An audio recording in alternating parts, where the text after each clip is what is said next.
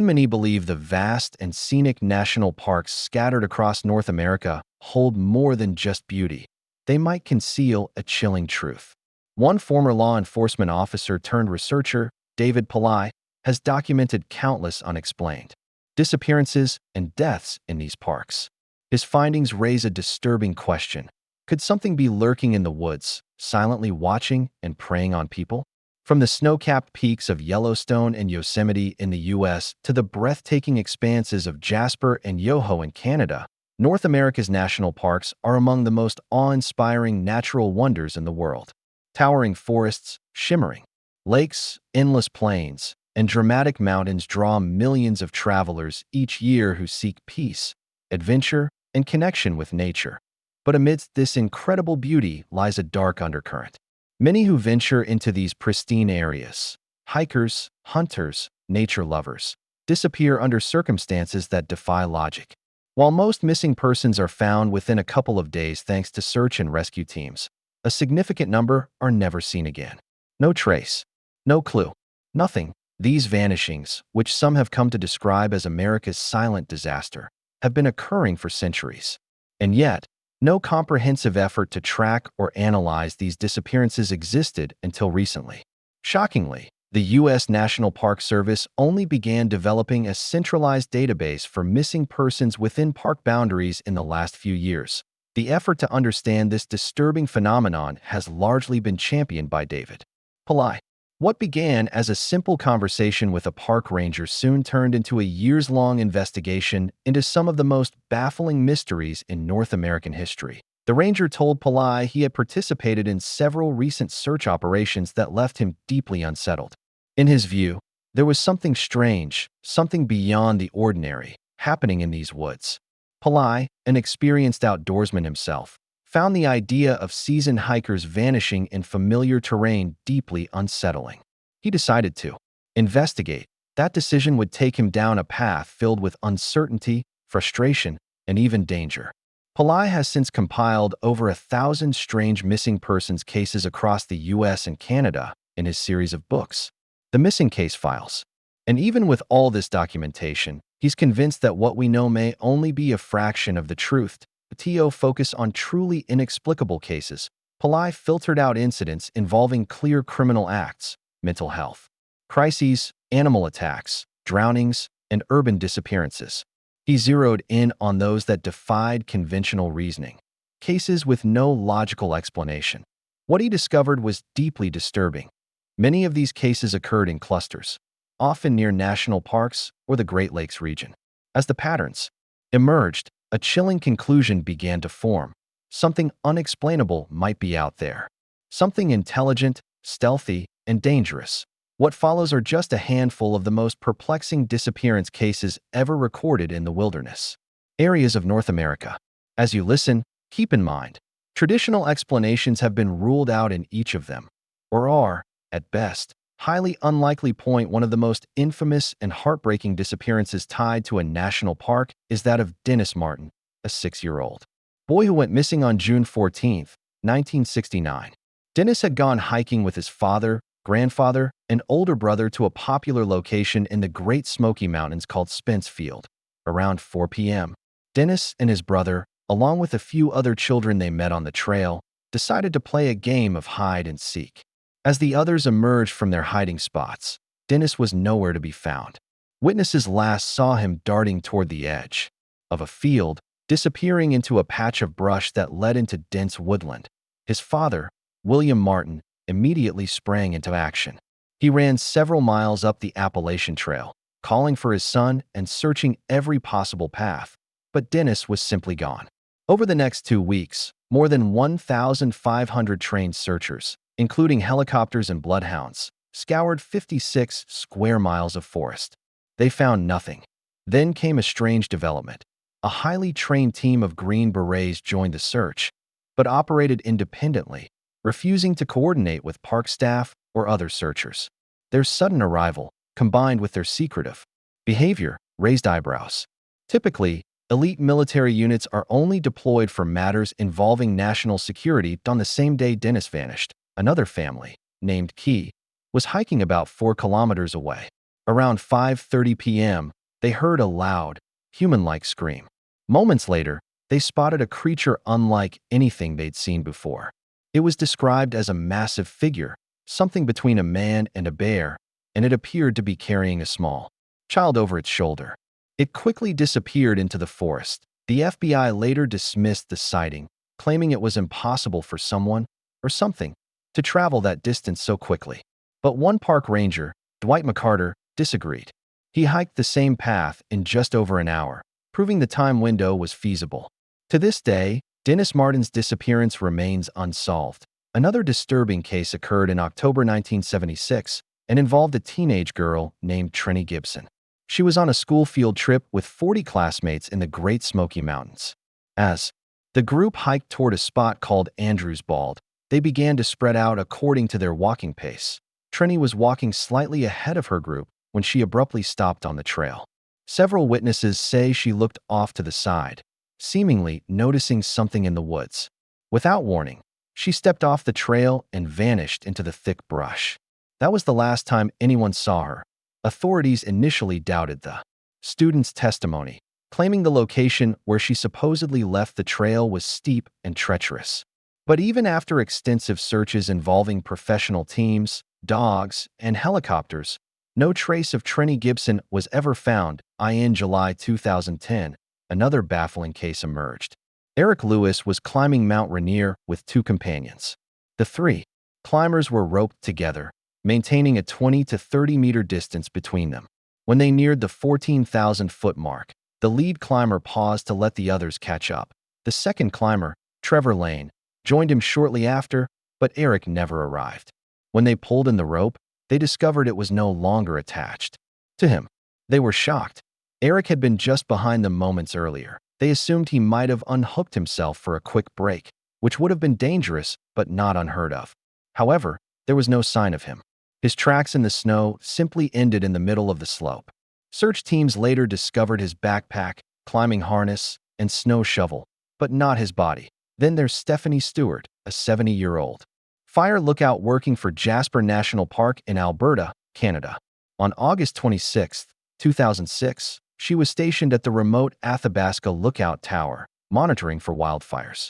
She made her routine check-ins throughout the day, but the following morning, she didn't radio and a fellow spotter was dispatched to check on her. When they arrived, they found the tower seemingly undisturbed. Stephanie's truck was still there. A pot of water had boiled dry on the stove. Her blanket was missing, but there were no signs of a break-in, no struggle, and no tracks, except her own. She was never found. Authorities later changed the safety protocols for remote fire towers because of her disappearance. Another disappearance that remains one of the most chilling on record involves a 19-year-old photography enthusiast named Charles McCulloch. In December 1974, Charles left his home in Virginia to explore and photograph the rugged beauty of the American West. His journey brought him to Oregon, where he stayed with a friend and soon set off for a solo trip to Crater Lake that he planned to take winter photos and return within 2 days, but he never came back. After a week of silence, a full-scale search effort was launched. But despite favorable weather and considerable manpower, no clues surfaced. No footprints, no signs of a camp, no gear. It was as though the snowy wilderness had swallowed him whole. 1 year later, a pair of hikers stumbled upon a backpack, buried deep in the woods, nearly 12 miles off the main trail. Rangers quickly responded, combing the area on horseback. That same day, they found what was left of Charles, or rather, what remained of him. His jeans were found upright, seated on a log as if an invisible person were still wearing them. Inside, the pant legs were his socks, and within the socks, tiny foot bones. About 12 feet away, they discovered the top portion of his skull. But his jacket, boots, camera gear, and other belongings? All missing. Completely gone. Perhaps most perplexing of all, when Charles vanished, the area had been hit with 7.5 feet of fresh snow, making it nearly impossible to travel through, let alone reach the remote location where his remains were eventually found. Not even a snowmobile could have easily accessed the area at that time. A hauntingly similar event took place in Yukon Territory, Canada, in 2004. Bart Schleyer, an expert outdoorsman with decades of backcountry experience, disappeared under circumstances That left even seasoned investigators scratching their heads. Bart had chartered a bush pilot to drop him into a remote wilderness area 175 miles north of Whitehorse. He brought food, camping supplies, and hunting gear, planning to hunt moose alone for 3 weeks. The pilot was scheduled to return after that time. When the pilot flew back as planned, Bart's camp was still set up, food untouched, gear in place. But Bart himself was nowhere to be found. Mounted police conducted an extensive search. Eventually, they discovered fragments of bone and a few of his teeth, scattered on the ground just 60 feet from his camp. Next to the remains lay his dry bag, with a clear indentation as if he had been sitting on it. His hunting bow Royal Canadian was leaned carefully against a nearby tree. There were no signs of a struggle, no indication of a predator attack. Animal scat in the area contained no human remains, and Bart's hunting companions were adamant. He was too skilled to be caught unaware. What happened to him remains unsolved. In another bizarre incident from 2002, a 20-year-old land surveyor named Christopher Tompkins was part of a 4-man crew working near a wooded area in Harris County, Georgia. At the end of the workday, the group began walking back to their vehicle, spaced roughly 50 feet apart along a straight road flanked by forest. Christopher was walking at the rear, and then, within seconds, he was gone. When the crew retraced their steps, they found several coins scattered on the road. One of Christopher's work boots was tangled in a barbed wire fence, and nearby were threads from his pants. Despite an immediate and large-scale search, he was never found. Months later, a second boot turned up near a swamp nearly 900 yards from the original location. The peculiar arrangement of the evidence, boots snagged on the fence, contents of his pockets spilled across the road, led some to believe he had been lifted or yanked upward suddenly, perhaps even flipped upside down. Whatever happened, it defies logic. In June 2005, a 22-year-old man from Michigan named Todd Jibe attended a keg party with his cousin. He wasn't heavily intoxicated, but around 12:30 a.m., he decided to leave and walk home instead of driving. It was a quiet night, and Todd wasn't far from his destination at exactly 12:51 a.m. He placed a strange call to a friend. "I'm in a field," he whispered. Then the line went dead. His friend immediately called back, but only heard the sound of wind and possibly heavy breathing before the call ended again. Todd tried to return the call 2 more times. The last was at 12:57 a.m. the following morning. He failed to appear at a planned family event, something entirely out of character for him. His parents were immediately concerned and reported him missing. A massive search was launched. Over 1,500 volunteers combed the area. Swamps were drained. Infrared helicopters scouted from above. Nothing. Then, 3 weeks later, on July 2nd, a couple walking along Obenhall Lake spotted something unusual floating near the shoreline. At first, it looked like a mannequin, standing upright in the water, its head and shoulders visible above the surface. But it was Todd. His body had appeared in an area that had already been searched multiple times, including by dive teams. It also made no sense. He was discovered in the opposite direction from where he was heading the night he vanished. His cause of death was listed as accidental drowning. Yet there was no water in his lungs, and his blood alcohol content was relatively low. His death remains unsolved, unexplained, and haunting. Theories abound, and David Pillai has remained cautious about assigning blame to any one explanation. But the tone of his research and the nature of these cases suggest that something beyond the ordinary may be at play. Critics have attempted to dismiss Pillai's findings, accusing him of ignoring details that might point to logical conclusions. Skeptics argue that all of these cases could be attributed to animal attacks, disorientation, foul play, or suicide. But each of those explanations, when examined closely, begins to fall apart. For instance, predator attacks leave clear signs: blood, torn clothing, disturbed vegetation, and traces of struggle. In these cases, such evidence is consistently absent. Serial killers? It's unlikely. The randomness of the locations, combined with the lack of physical evidence, makes it implausible that a human perpetrator could commit these acts without being seen or leaving a trace. Disorientation or accidental death is often the fallback theory. But many of the victims were highly experienced outdoors people, intimately familiar with the terrain.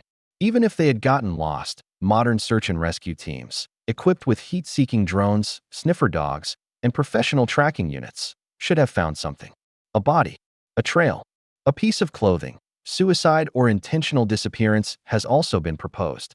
But planning to disappear without leaving any trace, and without giving the slightest hint to loved ones, would require months of preparation and significant resources.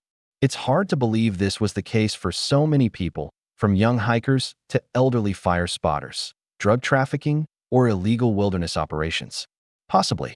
But national parks receive millions of visitors each year. Any criminal operation would risk discovery simply by being there. And the murder of a tourist would only bring more attention, not less. Sudden illness or injury is perhaps the most likely mundane cause.